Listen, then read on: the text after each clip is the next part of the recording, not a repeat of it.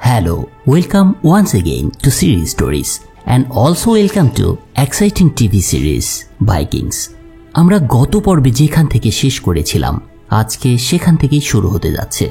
হিমুন্ড কুথ্রেডকে হত্যা করেছে জানতে পেরে আলফ্রেড রেগে হিমুন্ডকে গালমন্দ করতে শুরু করেছিলেন এবং তাকে এর জন্য অভিযুক্ত করেছিলেন তিনি। কিন্তু হিমুন্ড এদিন প্রস্তুত হয়ে এসেছিলেন। কুথ্রেড যে তলে তলে তার বিরুদ্ধে বিদ্রোহ করার ষড়যন্ত্র করছিল সেটার প্রমাণ তার কাছে ছিল। যেহেতু আলফ্রেড গির্জার সুযোগ সুবিধাগুলিতে হস্তক্ষেপ করছিলেন এবং পৌত্তলিক ভাইকিংসদের সাথে মিত্রতা স্থাপন করার চেষ্টা করেছিলেন, তাই তারা আলফ্রেডকে উৎখাত করার ষড়যন্ত্র করেছিল। হিমুন্ড বিশ্বাস করত সে সব সময় রাজার পাশে থাকবেন এবং সময় মতো বিরোধী নেতাদের খুঁজে বের করার চেষ্টা করবেন তিনি। কুথ্রেড ছাড়াও গির্জা এবং কাউন্সিলের অনেকেই রাজা আলফ্রেডের বিরুদ্ধে ষড়যন্ত্রে জড়িত ছিল। তাই আলফ্রেড সব কিছু বুঝতে পেরে বিশ্বাসঘাতকদের বিরুদ্ধে তদন্ত চালিয়ে যাওয়ার জন্য বিশপের পদ হিমুন্ডকে ফিরিয়ে দেওয়ার পরিকল্পনা করেছিলেন। কারণ এ সময় হিমুন্ডই ছিল আলফ্রেডের একমাত্র সমর্থক এবং বলা যায় তার একমাত্র ভরসা। কিন্তু যত যাই হোক, এত কিছু সত্ত্বেও এই বিষয়টা এথেলরেডকে ক্ষুব্ধ করে। তাই সে চাইছিল হিমুন্ডকে তার গুরুতর পাপের জন্য মূল্য দিতে হবে। মূলত ভাইয়ের এ ধরনের প্রস্তাবের কারণেই শেষ পর্যন্ত কারাগারে বন্দী করা হয় হিমুন্ডকে। হিমুন্ডকে কারাগারে বন্দী করা হয়েছে এরকম একটা খবর শুনে লেগার্থা খুব অস্থির হয়ে পড়েছিলেন। কারণ একে তো হিমুন্ড তার প্রেমিক ছিল, তাছাড়াও আরো বড় একটা কারণ ছিল, সেটা হচ্ছে সে তখনও হিমুন্ডকে তাদের একমাত্র রক্ষক হিসেবে মনে করতেন এই ইংরেজ ভূমিতে। সেদিন তাদের মধ্যে এসব বিষয়ে যখন আলাপ আলোচনা চলছে তখন উবে একটা কথা বলে বসে। সে খ্রিস্ট ধর্মে ধর্মান্তরিত হওয়ার প্রস্তাবটি সবাইকে মনে করিয়ে দেন, কিন্তু তার এই প্রস্তাবটা বিয়র্নকে ক্ষুব্ধ করে তোলে। কারণ সে তখনও ভাইকিংস রীতিতেই বিশ্বাস করত। সে মনে করত তারা ধর্মান্তরিত হলে তারা হয়তো কখনোই তাদের বাবা র্যাগনার, যিনি ভালহাল্লায় তাদের জন্য অপেক্ষা করছেন, তার সাথে আর দেখা করতে পারবে না। অন্যদিকে সেদিন রাজসভায় আরেকটা ঘটনা ঘটেছিল। আলফ্রেড সেদিনের রাজসভায় 3টি গুরুত্বপূর্ণ সিদ্ধান্তের কথা ঘোষণা করেন সবার উদ্দেশ্যে। প্রথমত তিনি যেটা ঘোষণা করেছিলেন সেটা হচ্ছে কাউন্সিল এবং অভিজাতদের তীব্র প্রতিবাদ সত্ত্বেও আলফ্রেড হিমুন্ডকে মুক্তি দেয়া এবং তার বিশপের পদ ফিরিয়ে দেওয়ার সিদ্ধান্ত নিয়েছিলেন। তার এই সিদ্ধান্তের বিরুদ্ধে প্রতিবাদ উঠলে সে সেটা জোর করেই দমন করেন সেদিন। তার যুক্তি ছিল ইংল্যান্ডের সর্বশ্রেষ্ঠ যোদ্ধা হিসেবে হিমুন্ডকে যুদ্ধক্ষেত্রে তার পারফরমেন্স দেখানোর বা সেটা প্রমাণ করার সুযোগ দিতে হবে, আর এ কারণেই তিনি তাকে মুক্ত করে দিতে চাইছেন। দ্বিতীয়ত তিনি তার বাগদত্তা অ্যালজুইথকে বিবাহ করার কথা ঘোষণা করেন। আর তৃতীয়ত তিনি উবে এবং টার্ভির খ্রিস্ট ধর্ম গ্রহণের বিষয়টাও সবার সামনে ঘোষণা দেন। বিবাহ ছাড়া অন্য দুটি ঘোষণা ওয়েসেক্স কাউন্সিলের মধ্যে তীব্র অসন্তোষ সৃষ্টি করে।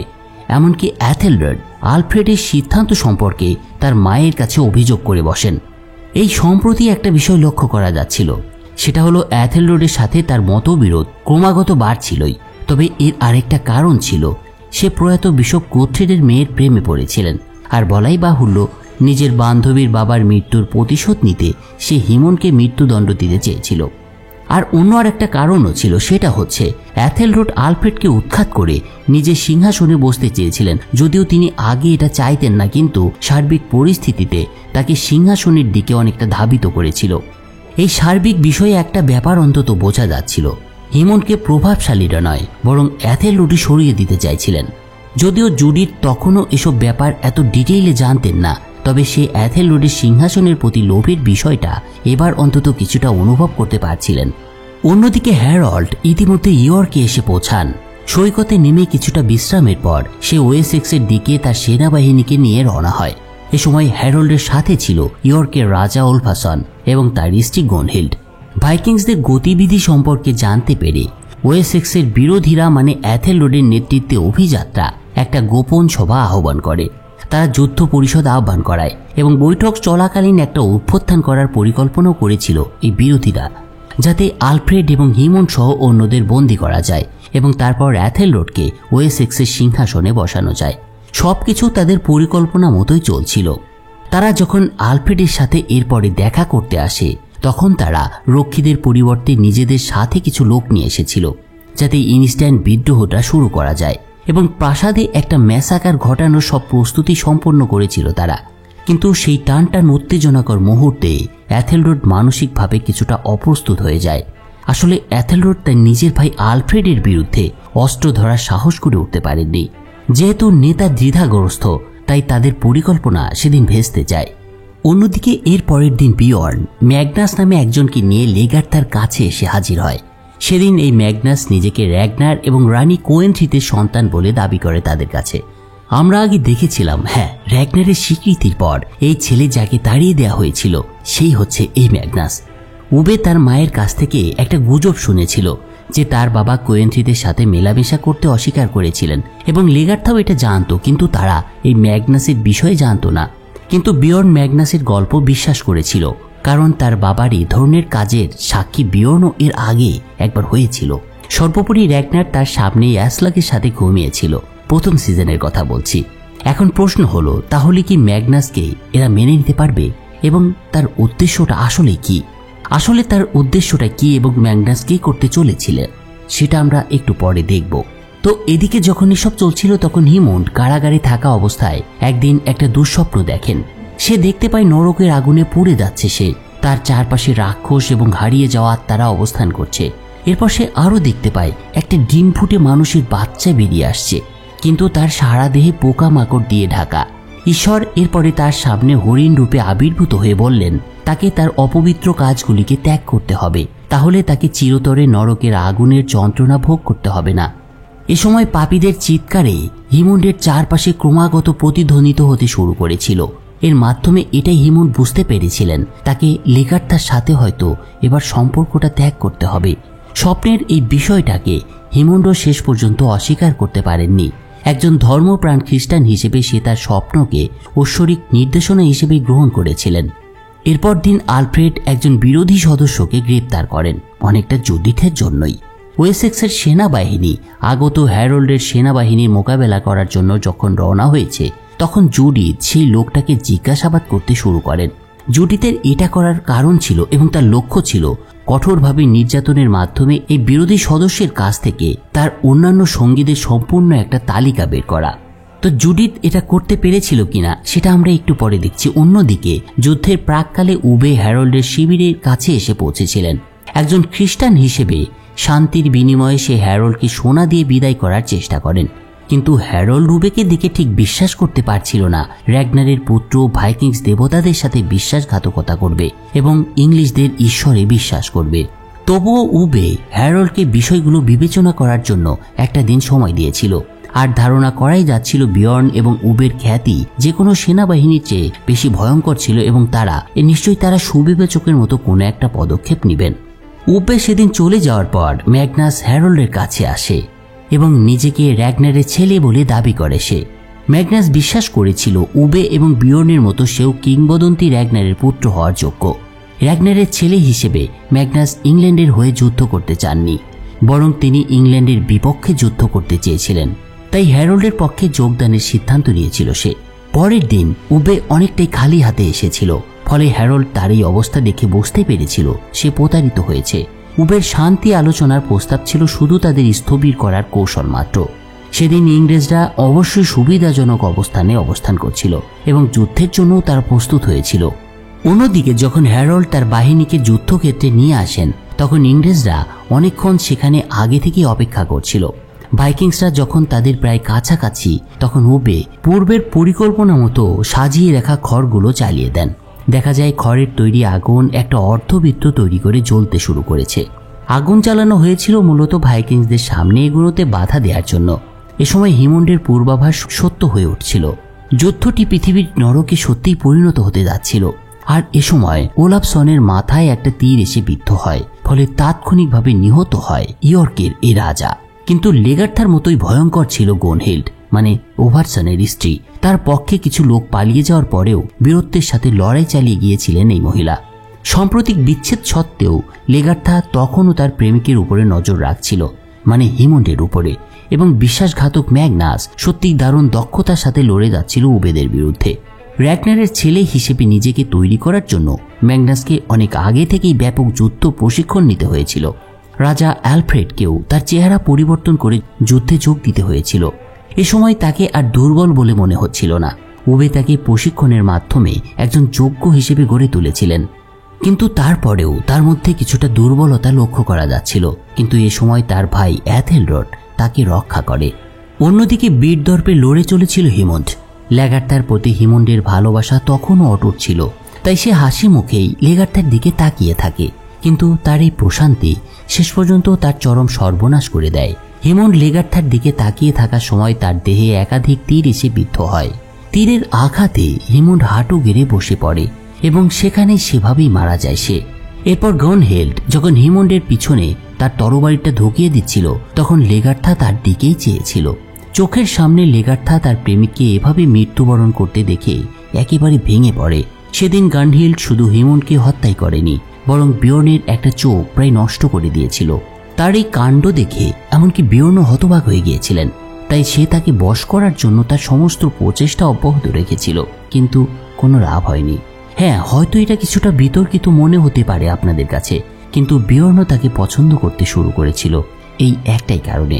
ইংরেজদের সাহসিকতা হ্যারল্ডকে অবাক করে দিয়েছিল এবং তার যোদ্ধাদের ব্যাপকভাবে ধ্বংস হতে দেখে হ্যারল্ড বুঝতে পেরেছিল তার যুদ্ধের মোড় ঘুরে গিয়েছে।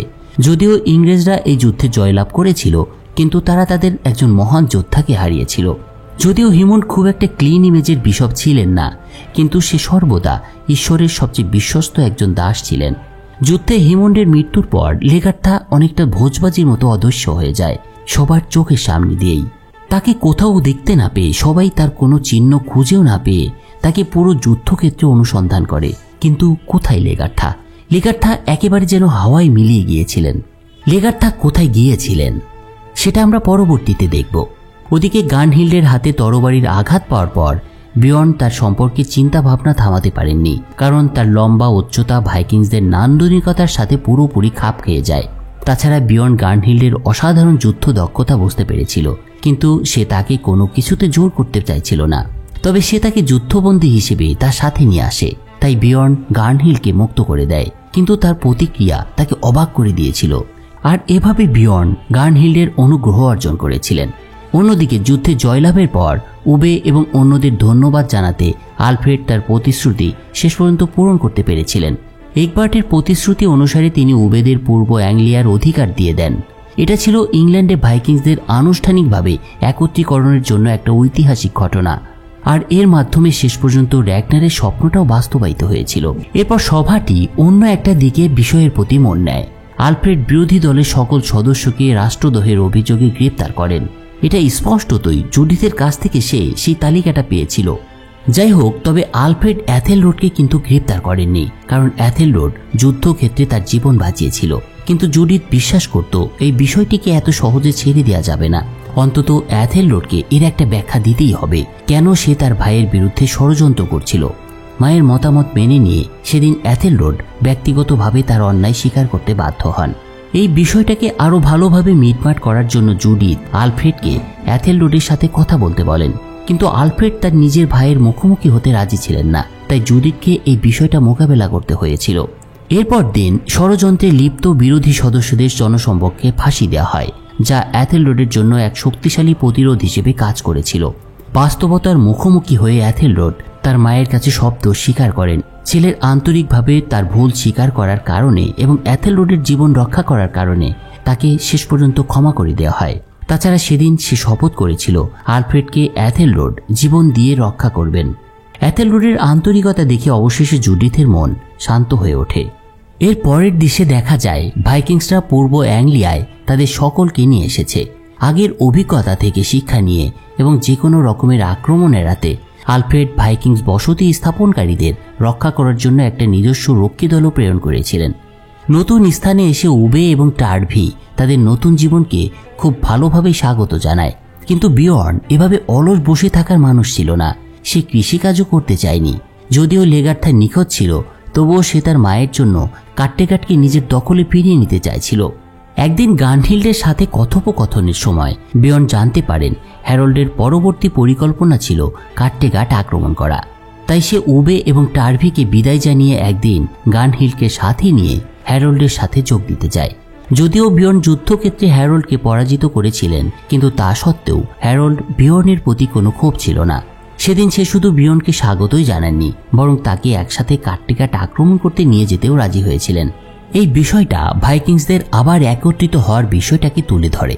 তবে এর মধ্যেও হ্যারল্ড একটা ব্যাপারকে ঠিক মেনে নিতে পারছিলেন না, যে মহিলাকে সে তার নিজের বলে মনে করত সে এখন অন্য কারো সাথে আছে, সেটা ঠিক মেনে নিতে পারছিলেন না হ্যারল্ড। আসলে এখানে গনহিল্ডের কথা বলা হচ্ছে।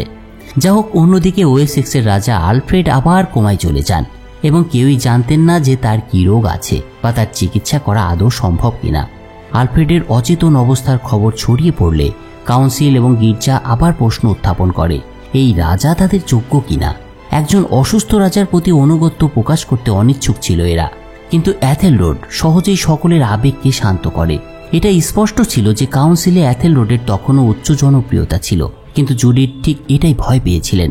তিনি চিন্তিত ছিলেন যে আলফ্রেড কোমায় থাকাকালীন এই লোকেরা এথেলরেডকে ক্ষমতা দখলের জন্য সমর্থন করবে হয়তো। তাই জুডিথ তার সাম্প্রতিক কথোপকথনের বিষয়গুলো জানতে চেয়েছিলেন। যদিও উভয়ই তার ছেলে ছিল, কিন্তু জুডিথ সর্বদাই আলফ্রেডের পক্ষে ছিলেন। তিনি কাউকে আলফ্রেডের সিংহাসনে লোক করতে দিতেন না, এমনকি তার অন্য ছেলেকেও না। এভাবেই জুডিথ গোপনে এথেলরেডের ওয়াইনে একদিন বিষ মিশিয়ে রাতের খাবার খাইয়ে দিয়েছিলেন এবং তার সাথে এমনভাবে আড্ডা দিয়েছিলেন যেন কিছুই হয়নি। এবং এথেলরেডও যথারীতি রাতের খাবার খেয়েছিল এবং তার মায়ের সাথে আড্ডা দিতে দিতেই তার দেহে বিষক্রিয়া শুরু হয়েছিল, আর সেদিন খাবার শেষ না করার আগেই তিনি মারা যান। জুডিথ তার এক ছেলের জন্য অন্য ছেলের জীবনটা নিয়ে নিয়েছিলেন এই বিষ প্রয়োগের মাধ্যমে। যদিও এই প্লটটি ইতিহাস থেকে কিছুটা আলাদা, তবুও এটি দেখতে অবাক করার মতো। জুডিথ তার নিজের ছেলেকে বিষ প্রয়োগ করেছিল এবং কোয়েন্থ্রিথ তার ভাইকে বিষ প্রয়োগ করেছিল। তার তুলনায় আইভারের ভাতৃহত্যা প্রায় তুচ্ছই মনে হয় আমাদের কাছে, নাকি বলেন?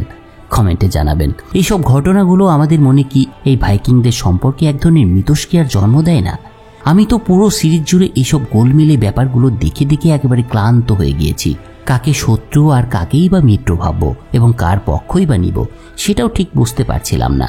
কিন্তু অবাক করার ব্যাপার হলো এইসব গোলমেলে বিষয়গুলো সামনে আরও ঘটবে, বলতে পারেন অনেক বেশি বেশি ঘটবে। তো এরপর কি হতে চলেছিল সেটা আমরা পরের পর্বে দেখব। আরেকটা কথা, আপনারা অনেকেই আমাকে বলেন ভিডিওর দৈর্ঘ্য আরেকটু বড় করতে, কিন্তু বিশ্বাস করবেন কিনা আমি মন থেকে চাই ভিডিওটা আরেকটু বড় হোক। তবে আমার একটা সমস্যা আছে যেটাকে আপনাদের আন্তরিকভাবে বিবেচনা করার জন্য অনুরোধ করছি। আমার একটা জব করতে হয়, পাশাপাশি এই কাজগুলো করতে হয়। সময় বের করা একটা বড় প্রবলেম হয়ে দাঁড়িয়েছে। তারপরে আবার ধারাবাহিকভাবে ভিডিওগুলো আপলোডও করতে হয়, কারণ আপনারা অপেক্ষায় থাকেন। মূলত এসব কারণে ভিডিওগুলো বড় করা সম্ভব হয় না। আশা করি বিষয়টা বুঝতে পারবেন। তো ধন্যবাদ সকলকে। আজকে এ পর্যন্তই। খুব শীঘ্রই পরবর্তী পর্ব নিয়ে আসছি।